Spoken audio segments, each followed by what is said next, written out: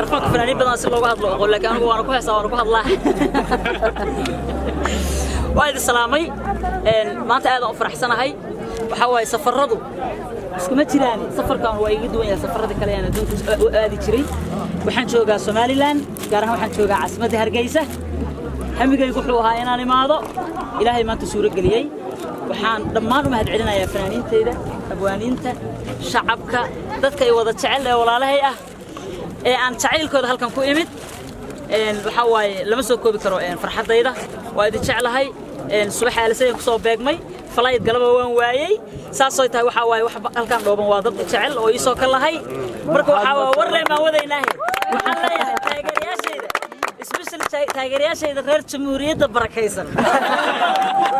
wax badan waxay tireen farxiyayda afgabaadsiga iska daawaan imaanaya beenta weeyna meedan imaanay dhukura dheema waa joogtaa